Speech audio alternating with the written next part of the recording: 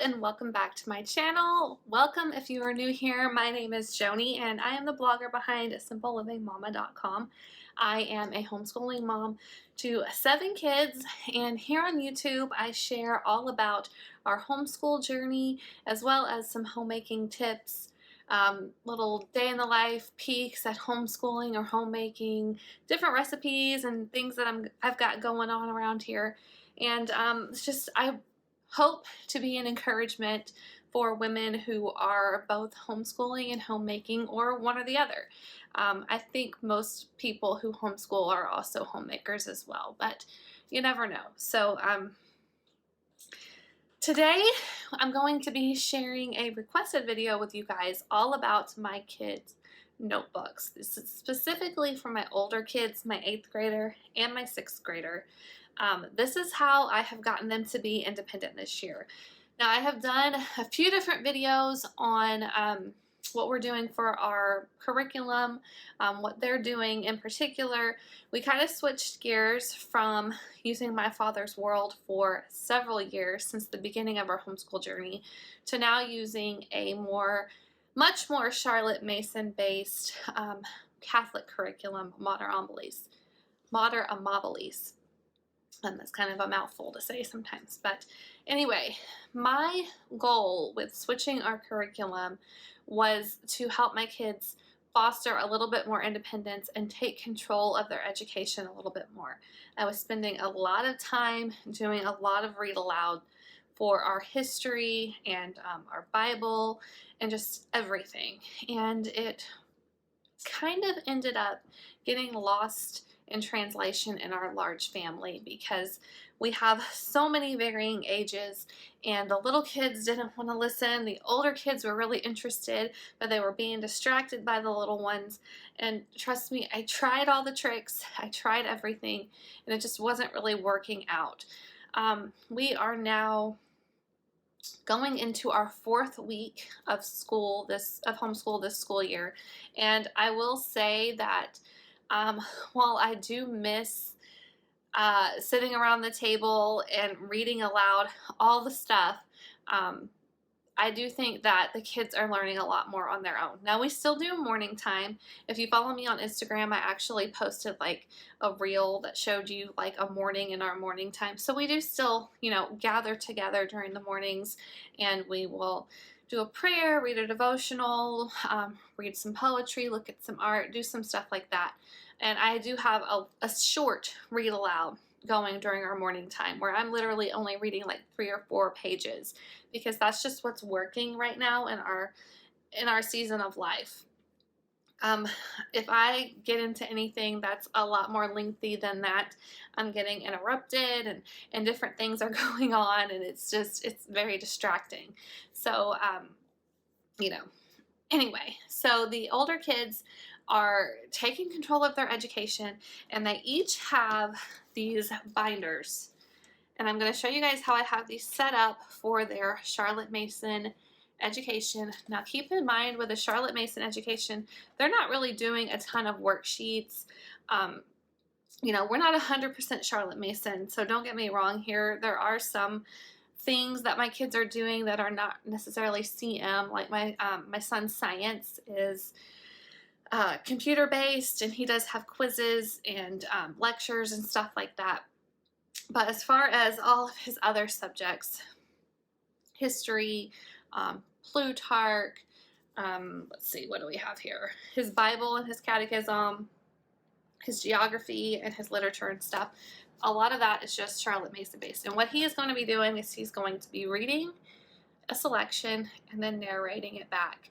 And a lot of times, because he is doing writing with some other subjects, such as his writing curriculum, I don't necessarily make him narrate and write down every single subject. We'll just have a verbal conversation, but I do have spaces in here for him to write down his narrations, and he has actually chosen to type out his narrations because he is not really big on handwriting. Now, he can write, and he can write well, but he would prefer to type it, and that's fine. But anyway, I'm going to show you guys what we've done. So I joined the Mater Amabilis Facebook group, and that's where I kind of learned all about procedures list and checklist. Now, I don't think this is exactly from the people at Mater Amabilis, and nor do I think that is necessarily a CM thing.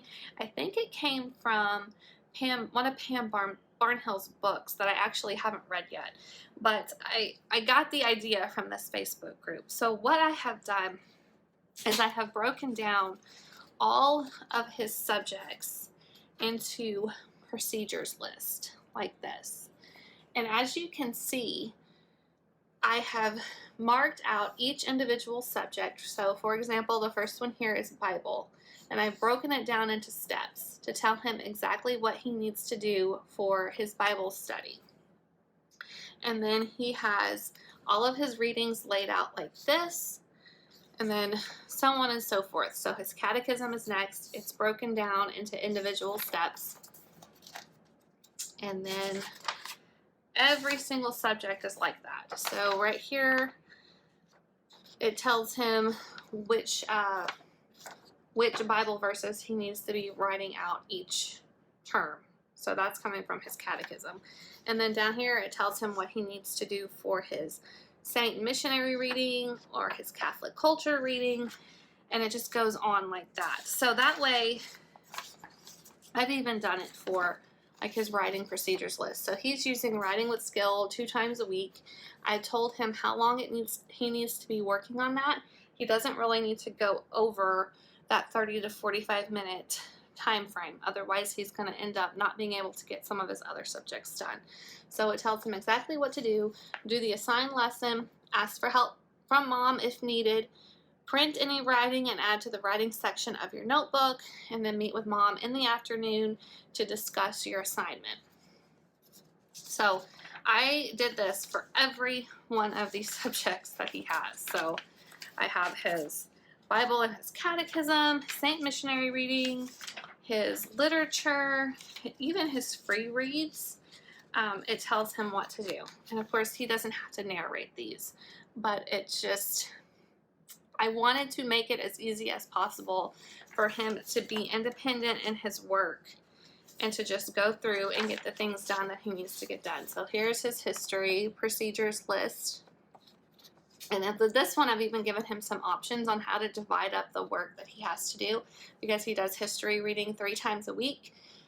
He can either spend 30 minutes reading and then do a short narration, or he can spend 2 lessons reading, and then his 3rd lesson is all about doing the narration and doing the map work. So there are a few things that I think I need to go over with him just to make sure that he's getting all of that done.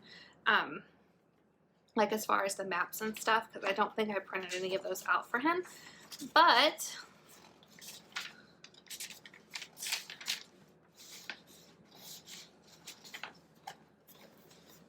each subject is divided like this. Now, I had a little bit of issues with my printer, so all of his procedures list printed front and back.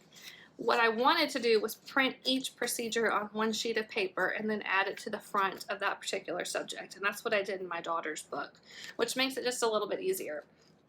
He does have an actual weekly schedule that's not in the binder. I had put it right here, but he must have put it at his desk. It's a weekly schedule, Monday, Tuesday, Wednesday, Thursday, Friday, and it tells him which subjects to do each day. So he would look at that weekly schedule, see, oh, I need to do Bible today, so he could look at his procedures list for Bible, and then he would look at his checklist, and he would go through and do the checks once he finishes each one of those readings. So that is how I have that. And then he has a space for narrations in there. I have each one of his subjects divided out just like that. And for my daughter, this is her binder, and like I said, hers is divided in much the same way, except I was able to print hers not double-sided. So, for example, here she has her Bible and catechism, her procedures list for each one of those, and then her checklist. And then her space for her narrations. Now, one thing that I'm noticing now that I'm sitting here and I'm doing this, this video, is that they're not utilizing their checklist. I know they're getting their readings done, they're not utilizing their checklist. So that is something that I'm going to have a little meeting with them about, and I'm going to say, hey, remember when you finish one of your assignments, make sure you go back and you check it off so that you know that it's completed, and so that I know that you've completed it as well. So she does Bible history, so she just has a very simple Bible history procedures list and then a regular history procedures list. She's doing American history and world history, and then her checklist, and then her narrations that she writes out. So they are getting the work done. They're getting it done independently. They know how to get all of this taken care of without me having to stand over them and do it for them. Like I said, we probably do need to sit down and do a little bit of talk about actually using the checklist and checking stuff off. I personally love to check things off. Do you guys do that too? Like, I make daily to-do lists and check them off. I don't know. It's just something about checking stuff off just makes you feel so accomplished. But that may be one skill that they haven't quite acquired just yet, but we'll work on it. Now, for my 4th grader, I was going to do this for him, but I realized that this was not going to work for him. He needs a lot more direction. He's not quite at that age where he can just take it over for himself. So what I do for him is I use a very simple system. I have a spiral notebook, and every single day I'll write at the top my child's name, and I'll say to do, and then I'll write the date. And then I will just make a straight checklist for him that says, okay, 1 math lesson, check. 1 language arts lesson, check. Read chapter 1 from your Paddle to the Sea book, check. He has some audiobooks, so listen to chapter 1 of Our Island Story, check. And that just works very well for him right now. He's not doing a ton of written narrations. He hates writing, so that is something that we're definitely working on. He's using the Good and Beautiful Language Arts this year, which has a lot more writing than what he is used to doing. So I kind of cut him some slack and just let him do a lot of verbal narrations. I feel like he hasn't gotten the chance to really practice narrating quite so much because, like I said, we have a very busy household, and that might have not been something that he's been able to do a lot. But he is actually very, very good at narrating. He loves to tell me about what he's read or what he's listened to. So I think when the time comes and I do have him actually start writing out his narrations a little bit more, I think that it will go a little bit more smoothly. Because he just loves to narrate so much.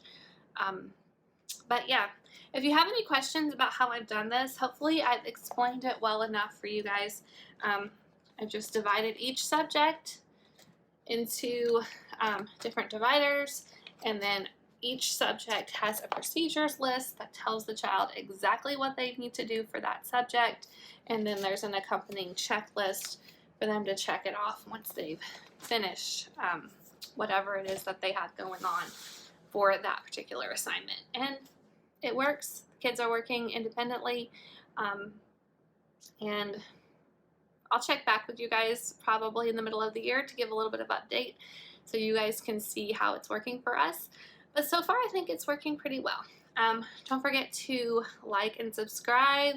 Yeah, give us a thumbs up, and I will see you guys in the next video. Bye.